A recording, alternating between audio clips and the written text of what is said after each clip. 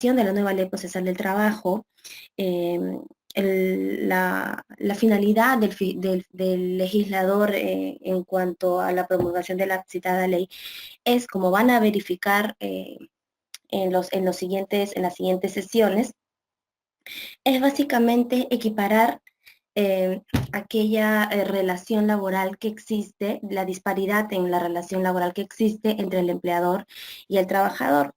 Pues como van a ver y van a analizar en el desarrollo de los temas, el del día de hoy y las consecuentes, todas las reglas especiales y la normativa procesal se dirigen a beneficiar el mejor desarrollo del proceso eh, en, eh, por ejemplo, ¿no? En cuanto es muy estricto el legislador en señalar determinados plazos para la promulgación de determinada, para la remisión de determinados actos procesales, ¿no? Como por ejemplo, y es una de las, de pronto, una de las reglas o una de las normas más relevantes en el proceso, ¿no? Que hay un plazo para emitirse la resolución de sentencia una vez realizada la audiencia de juzgamiento, entre otros, ¿no? También se ha, digamos, existen beneficios a favor del trabajador en el desarrollo del proceso, ¿no? Como vamos a señalar, uno de los más claros, por ejemplo, vendría a ser el principio de gratuidad en el acceso de justicia a los trabajadores, eh, que no, cuya cuantía pues no asciendan a las 70 URPs, entre otras, ¿no? Entonces, lo que quiero que entiendan es que, y lo que constituye de mayor relevancia en este proceso, es básicamente la finalidad pues del legislador al promulgar esta ley procesal del trabajo, ¿no? Que es equiparar, como ya lo había señalado, aquella disparidad en cuanto a la relación del vínculo laboral entre el empleador y el trabajador, lo que tiene una justificación propia toda vez que se entiende que el legislador, debido al poder económico, a la cautela, al acceso a determinada información relevante que tienen en cuanto o en cuanto a la relación con los trabajadores, pues es el que tiene la parte más fuerte en esta relación, ¿no? Desprotegiéndose así al trabajador, quien constituye a juicio del legislador y de parte de la mayoría de la doctrina en los presentes tiempos, la parte más débil, ¿verdad? Entonces, en base a ciertas herramientas procesales, en base a ciertos principios, ¿no? Siendo los principios rectores el principio de oralidad, celeridad, economía procesal, lo que busca es llegar a una justicia laboral justa, valga la redundancia, pero también célere, rápida, ¿no? En donde la palabra, en donde el argumento, en donde el oralizado respecto a los alegatos y a los temas conexos a la litis va a tener mayor importancia en comparación a las documentaciones o aquellas instrumentales, ¿no? A los documentos escritos en específico que constan en los expedientes judiciales, ¿no? Entonces, realizado tal preámbulo y considerando la finalidad propia del legislador para la promulgación de la nueva ley procesal del trabajo, analizarse en los siguientes minutos, considero se tenga que relevar, que considerar ello a efectos de que se pueda dar una justificación a determinadas reglas especiales que señala el propio legislador. Bien, así iniciaremos pues el presente taller con el preámbulo realizado, ¿no? Y lo que nos corresponde según el artículo 1 del título preliminar de la ley procesal analizada es el desarrollo de los principios del proceso laboral. Nótense que ese principio del proceso laboral más no son los principios del derecho laboral, que, que es diferente debido a que estos principios se van a aplicar o se invoca a los operadores de justicia considerar estos principios en el desarrollo del proceso laboral, ¿no? A diferencia de los temas sustantivos en donde se podría aplicar los principios del derecho laboral. Así pues, tenemos a los principios del proceso laboral. A modo de introducción al desarrollo del tema, también es pertinente señalar la definición de lo que consideramos o lo que por doctrina se definen los principios. Así señalamos pues que los principios son aquellas líneas directrices, ¿no? Postulados que van a inspirar el sentido de las normas laborales. Configuran también la regulación de las relaciones de trabajo con arreglo a criterios distintos en los que se pueden darse en otras ramas del derecho. Los principios del derecho procesal del trabajo son conceptos generales y esenciales que sirven para crear, interpretar y aplicar las normas procesales reguladoras del presente proceso. En síntesis, pues los principios del derecho procesal laboral lo que tienen por finalidad, pues, servir a los operadores de justicia, ¿no? A, eh, a, a que estos, en el análisis de determinadas casuísticas, puedan acudir a los preceptos definidos por estos principios, ¿no? Con la finalidad de crear mayor convicción ante la judicatura para que se pueda emitir un proceso, una sentencia laboral justa, pues, ¿no? En específico ello. Tienen mayor relevancia en los supuestos en donde, como es la nueva ley procesal del trabajo, existen determinados supuestos que no son del todo regulados por esta nueva ley procesal de trabajo, ¿no? Tanto es así y preveyó el legislador laboral de que en caso pues existan ciertos vacíos en esta ley especial, procesal especial, pues se señala en las disposiciones finales transitorias de que será de aplicación lo regulado en cuanto a lo no regulado en esta nueva ley procesal de trabajo, lo dispuesto en el Código Procesal Civil. No, en consecuencia tienen mayor relevancia y tienen incidencia estos principios, como ya lo acabo de señalar, en todo el desarrollo del proceso en caso existan vacíos y con la finalidad exclusiva de crear mayor convicción respecto de los hechos ocurridos en la realidad, ¿no? Y con la finalidad también como consecuencia pues de emitirse un fallo acorde a derecho, ¿no? Bien, respecto al título preliminar, tenemos que la nueva ley procesal de trabajo señala en su artículo 1 cuáles son los principios del proceso laboral, ¿no? Nótese que la interpretación a realizarse en el presente título no es, se tiene que aplicar una interpretación sistemática, una interpretación no tanto literal, sino más amplia en el entendido de que, como ya lo acabo de señalar, que si bien estos son los principios procesales de naturaleza laboral, más sin embargo, es como consecuencia de una ley especial. Más sin embargo, si bien se van a aplicar en el desarrollo de los procesos de naturaleza laboral, pues no se puede dejar de lado los principios reconocidos por el Código Procesal Civil y también los reconocidos por nuestra Carta Magna, en el sentido de que no dejan de ser un proceso judicial, un proceso laboral, no dejan de estar asociados a la autoridad jurisdiccional, al desarrollo de los procesos en la autoridad jurisdiccional. En tal sentido, pues se invoca que se desarrolle o que se interpreten los presupuestos o las normas o los artículos señalados en esta nueva ley procesal de trabajo, empero de manera copulativa o con observancia de los demás principios reconocidos en el Código Procesal Civil y en la Constitución Política.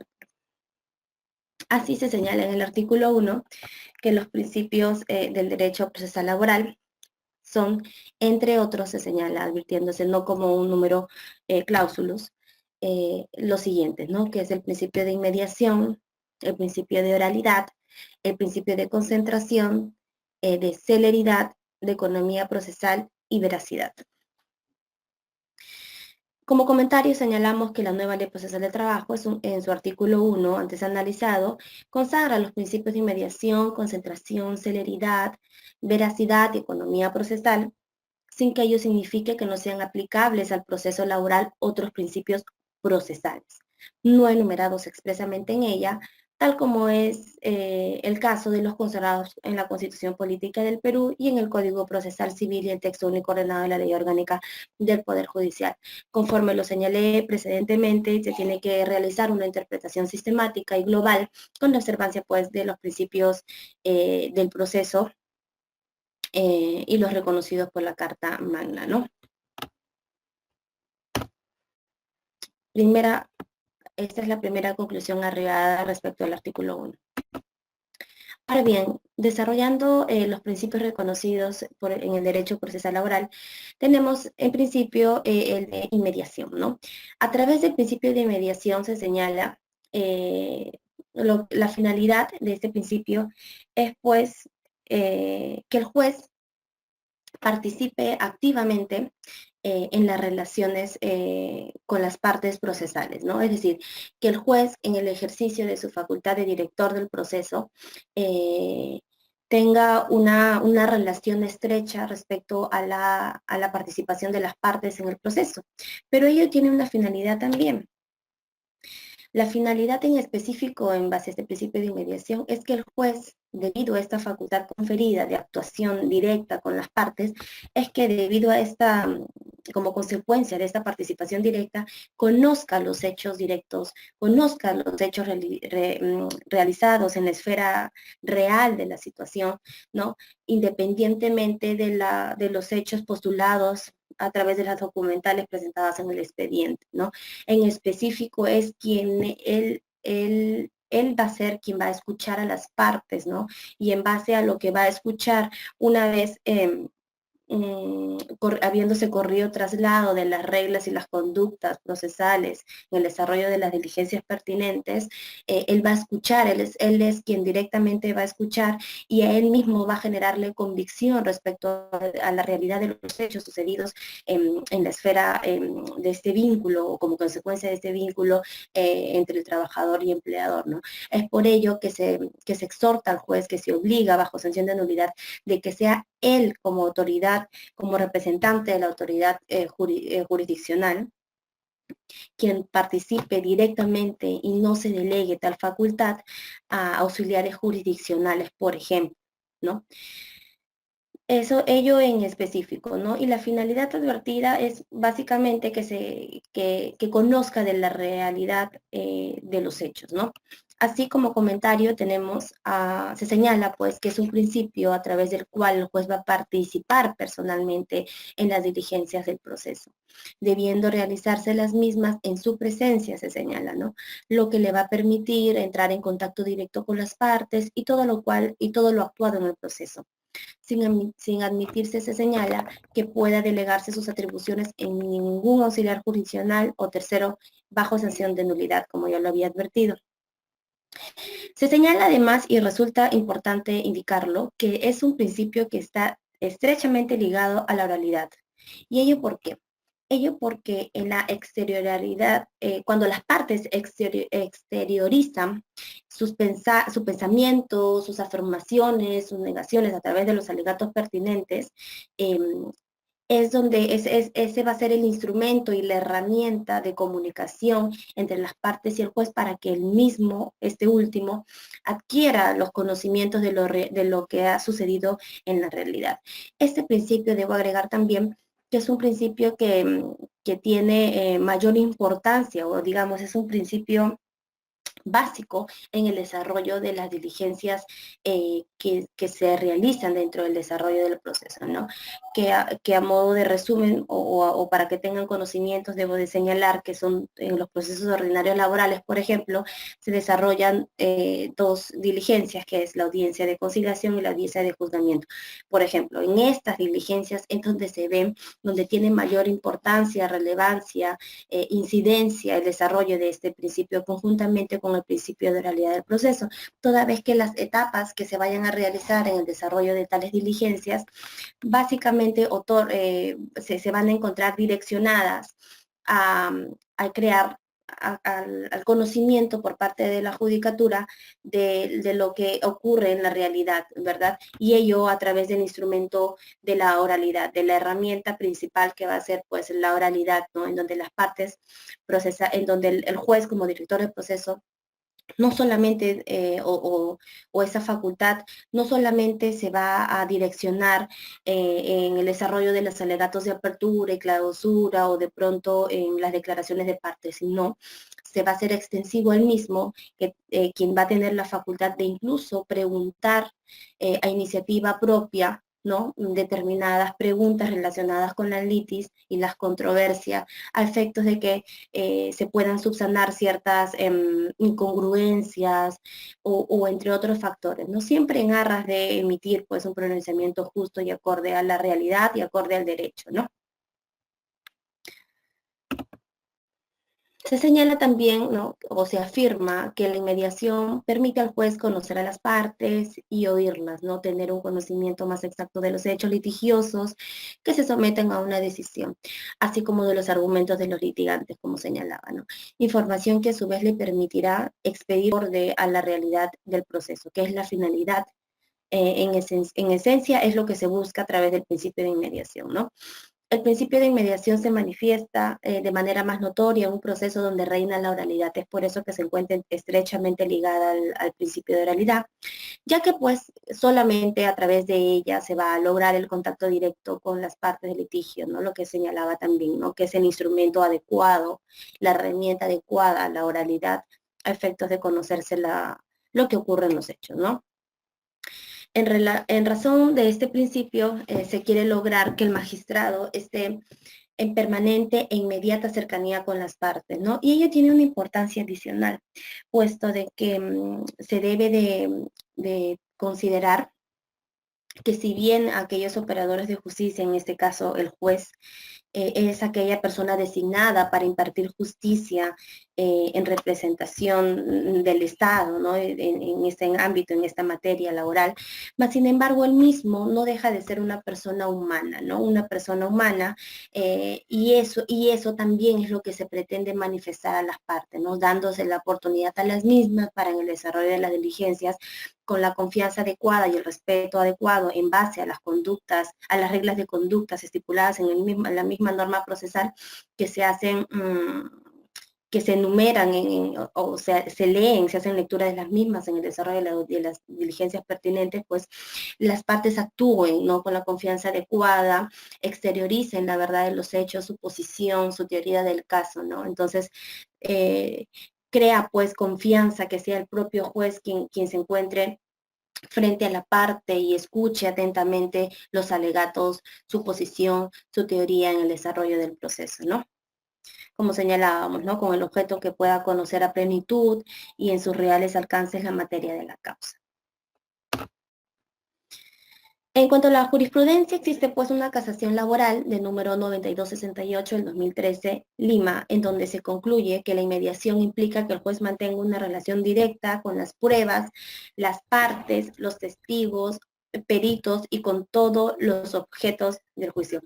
Debo de señalar en este extremo que resulta muy importante el criterio adoptado en esta casación, puesto a que toda la explicación previa hasta este punto hemos señalado pues que el principio de inmediación se relaciona directamente con las actuaciones del juez y las partes, e incluso los testigos, ¿no? Que también participan en las diligencias pertinentes. Mas, sin embargo, lo más importante, lo que además se adiciona en esa casación, es que el juez también eh, aplica, o este principio tiene incidencia en cuanto a la relación del juez con el perito. Debo agregar en en esta parte de la explicación que el perito pues es aquel profesional calificado quien va a tener cuya prestación personal de servicios se va a relacionar o tiene directamente relación con las liquidaciones que se pretendan en el presente proceso. Es decir, cuando existe una demanda cuya petición tiene naturaleza pecuniaria, pues existe la participación de un perito contable, que en los hechos es un trabajador, es un contador profesional, quien de manera copulativa participa en la liquidación, en el cálculo de la liquidación de lo pretendido, ¿no? Y digo de manera copulativa porque es el juez con el perito quienes van a el juez por su parte requiere la participación del perito y señala los determinados periodos y a criterio del juez, una vez analizado minuciosamente lo pretendido, ¿no? Le da las líneas a realizarse el cálculo, ¿no? Y es por eso que hay una participación conjunta entre el juez y los peritos. Entonces, ahí también se va a aplicar el principio de inmediación, ¿no? Toda vez que el juez es quien directamente otorga al personal profesional contable toda la información pertinente que va a servir como base para el cálculo de las liquidaciones de las pretensiones pecuniarias postuladas ante la judicatura, ¿no? Entonces resulta importante también de que este principio de inmediación no solamente se asocie o se relacione directamente con las partes, entre el juez y las partes, sino también los auxiliares jurisdiccionales, los servidores públicos, en su caso el perito. Pero también se agrega, ¿no?, de que el principio de inmediación está relacionado también a las pruebas en el entendido de que las que no han sido materia de objeción alguna, ¿no?, de cuestiones probatorias, pues, y las que son emitidas por las autoridades públicas, ¿no?, las mismas que revisten, pues, cuyo contenido revisten veracidad, ¿no?, son, pues, las consecuencias de los postulados por las partes procesales, ¿verdad? Entonces, también cuando existe congruencia entre lo oralizado y entre lo postulado mediante medios probatorios, pues también se hace extensivo la participación o la incidencia del presente principio, ¿no? Entonces, podemos concluir del mismo que lo más relevante, a modo de conclusión, que lo más relevante en este principio es la participación del juez con las partes, los testigos, las pruebas, las operadoras de justicia, ¿no? Y todo ello siempre en aras de crear convicción en el juez de lo que ha ocurrido en la esfera de la realidad de los hechos, ¿no? Siempre con esa finalidad. El segundo principio reconocido por la nueva ley procesal del trabajo es el principio de oralidad, que considero, a juicio personal, es el principio pilar del desarrollo de los procesos laborales, ¿no? Toda vez de que, y es el principio que se va a asociar en todas las etapas con los principios procesales que se vayan a desarrollar indistintamente en el desarrollo del proceso, ¿no? Y ello porque a través del mismo lo que se pretende es crearse un modelo procesal más célere, ¿no? Y más célere en base al principio de oralidad, toda vez de que ya, si bien no van a desaparecer los documentos, ¿no?, o el modelo tradicional escrito en el desarrollo del proceso, más sin embargo, siempre se va a dar prioridad a lo oralizado por las partes, ¿no? Es por ello que existe todo un esquema de desarrollo en las diligencias pertinentes independientemente de los procesos que si son abreviados o laborales, u ordinarios, ¿no? Todo el proceso se va a realizar en base al principio de oralidad en cuanto a las diligencias también, ¿no? Entonces, a través del mismo debemos señalar, pues, que tiene predominancia el uso de la palabra, de las partes, lo oralizado por las mismas, lo afirmado, lo negado, lo respondido, en caso el juez, como ya lo señalé, tiene la facultad expresa de hacer las preguntas pertinentes direccionadas a la litis en las diligencias que corresponden, ¿no? Y tiene predominancia en la palabra sobre lo que está escrito, ¿no? Y ello también obedece a la finalidad del legislador, ya que lo había señalado a modo de introducción, toda vez que debido al poder de dirección del empleador dentro de su empresa, la facultad de dirigir, ¿no?, directriz, que es otorgada por por el mismo ordenamiento laboral, pues se entiende que mismo en los hechos puede postular a través de documentos lo que en los hechos no ocurre. Y es el caso claro en donde a través de un contrato de locación de servicio, que es un contrato de naturaleza civil, se va a pretender encubrir una relación de vínculo laboral, por ejemplo. Entonces, considerando esta disparidad existente en la relación del vínculo laboral, pues es donde lo que se pretende en los hechos o lo que se da mayor relevancia en el desarrollo del proceso es en lo que la misma parte puede señalar. Tanto más si agregamos que en base a ese mismo poder de dirección de la parte de empleadora, este es el que muchas veces, por ejemplo, no le otorga los medios probatorios, no le otorga las documentales a los trabajadores que sí podrían acreditar o podría dar indicios de que en los hechos existiría, por ejemplo, un contrato de trabajo y no un contrato de locación de servicio, o el vínculo sea de naturaleza laboral y no de naturaleza civil. Entonces, en vista de esta carencia de probatoria, incluso van a ustedes tener conocimiento en la próxima sesión respecto a las cargas probatorias, que existen reglas especiales, a la regla especial que es quien afirma un hecho debe de probarlo, debido a la condición del trabajador, ¿no? Y ello en base a lo que estoy señalando en este punto, ¿no? De que muchas veces él va a ser el que tenga carencias probatorias debido a que no se le hace entrega de, por ejemplo, boletas de trabajo, boletas de pago, certificados, entre otros, por parte del empleador, ¿no? Quien pretende, se le exima de toda responsabilidad o creencia laboral, ¿no? Creando fraudulentamente documentos que acreditan de que no existe subordinación como elemento distintivo de esta relación, ¿no? Entonces es por ello, y esa es la finalidad, o es lo que se busca a través del principio de oralidad, ¿no? Y este principio va a tener incidencia en todo el desarrollo del proceso, ¿no? Además, se debe de agregar que el hecho de que el principio de oralidad sea un principio pilar y tenga incidencia en el desarrollo del proceso, no quiere decir de que se vaya a desaparecer las actuaciones escritas, como lo había señalado en un principio también.